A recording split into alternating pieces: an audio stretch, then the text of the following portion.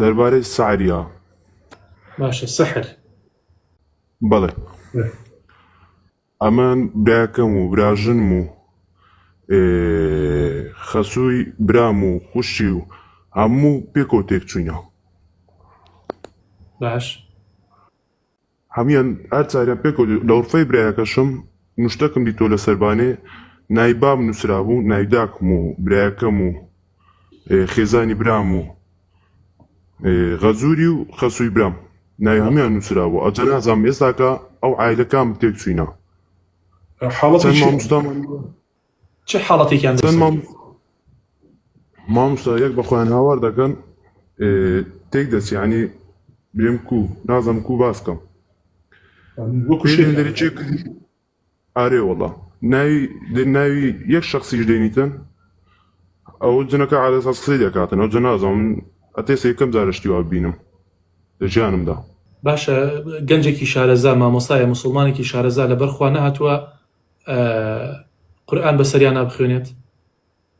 مامۆستای نامان بەسەریان خین ئەوجا گوتی دەبی ماری مامەکەم عینە لیان کرا بوو مامەشکەم چوێن دەر گوتی دەبی ماری کامل فڕێدەن ماری مامەشکەم عینەوەتر وەفەی برام کامل فڕێدرایە. نازانم یەکەم جارشتی وا بینم. وڵای قوربانگیانەوە ڕەنگە سحری ڕەشکردن بێت، الله تعالى عەلەم، یا سحری تەفریق بێت لە بینی برا و براژنەکە تا لەگەڵ ماڵ خەسوویە بۆی تێک بچن. وا هەستەکەم هەر ئەوە بێت، بەڵام ئەبێ بەپەلە خەم لە خۆیان بخۆن و ئەو سحرە بەتاڵکەنەوە. وڵی ئەو چەند مامۆستایان پێ بکەین پێیان بەتار نەکرێتەوە تا ئێستاکە. وڵی تر قوربانگیان طبعا مامۆستا چیەکە؟ مامۆستا قورئانە خوێنێت، بەڵام ئەرکی گەورە کەوتۆتە سەر براکانت و براژنت و ماڵەوەتان. ئەرکەکە چییە؟ ڕۆبە بکەن و دەست بکەن بە زکر خوێندن، زکرەکانی بەیانان و ئێواران و زۆر ئەستەغفیرڵڵاه بکەن. ئەو تاوانانی کە هەیەە، ئەو خەلەلانی کە هەیەە ئەبێ هەمووی کۆتایی پێبێنن. باشترین چارەسەر بۆ ئەوەی ڕزگارت بێت لە سەحر و لە جادوو تەوبەکردنە.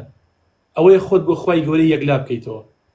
باوەڕتە بێ هەتا بەو شێوازە تەوبە نەکەن و یەکجاری نەگەڕێنەوە لە تاوانەکانیان، ئەو کەمتەر خەمیانەی کە هەیەە وازی لێ نەهێن، بەرەو چاکە و چاکەکاری نەڕون، ئەو سحرە وازیان لێ ناهێنێت. چۆن بڵێ ئامبازیان بۆ ئیستەحوەذ عەلەیهیم الشەیطان، ئاوا بەو شێوازە. مامۆستا پرسیارێک ئێستاکە ئەوە ناوی یەک شەخصی دەینیتن کە قسەی دەکاتن، جنەکە قسەی دەکات، نازانم ئەوجا جن قسەی دەکات ناکاتن. ئەڵێ فڵان کەس وامانی لێ کردووە؟ بەڵێ نا قوربانگیان ئاگال لێ بێت، شەیطان يريد أن يوقع بينكم العداوة والبغضاء، ئاگات لێ بێت ئەیوێت دوژمنایەتیتان بۆ دروست کات. ڕەنگە ئێوە کەسێکتان خۆش بێت یان بینتان لەگەڵ کەسێکان نەبێت، ئەو شەیطانت دێ لەو ڕێگەیەوە زیاتر کێشەکانتان قوڵەکاتەوە یان خۆشەویستی بینی ئێوە ئەو کەسە ناهێڵێت. بۆ یەکو پێغەمبەر فەرمێ صلی الله عليه وسلم لە 100 وشەیانە 99 درۆیە و یەک دانێکی ڕاستە.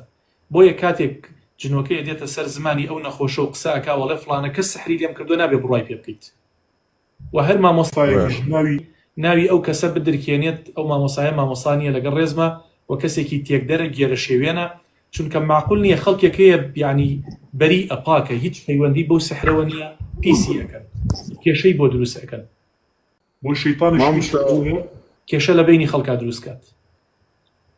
ئەجە نازانم ئێستاکە مامۆستا ئێستاکەمە بۆ کەسەشیان گوتیە شخصی پێمان بە شخصەکەمە گوتان کاکە پێی مەرە گوتی لە پێی لێم ئێستاکە ئەو خۆی لەمە دوور خستۆ زۆر تووڕەش بووە، یعنی لێمان عەجز بووە.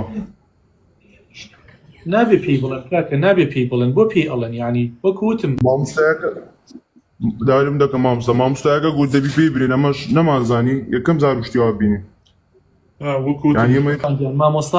مامۆستا ئیشی ئیسلاحە، ئیشی سڵحکردن و ئاشتەواییە، نەک ئیشی تێکدان و دوژمنکاریە. دوژمنکاری یعنی هەر کەسی هەر مامۆسایە دوژمنکاری دروستکەوە مامۆستانیە لەگەڵ ڕێزمە. مامۆسایەکە ئەزمموی هەبێ، مامۆسایە تۆزیە ئەخلاق و دینی هەبێت، یعنی چۆن شتێکی وا دروست ئەکات. باشە ئەمە گریمان ئەم جنۆکەی هاتە سەر زمانی ئەم نەخۆشەوتی فڵانە کەسە، تۆ چۆن بڕوا ئەەکەی دەم جنۆکەیە لە کاتێکا خۆی پێغەمبەر فەرمێ صلی الله علیه وسلم صدقەکە وهو کەذوب، خۆی شەیطان درۆزنە و درۆزانیشە، ئەزانێ درۆ هەڵبەستێت.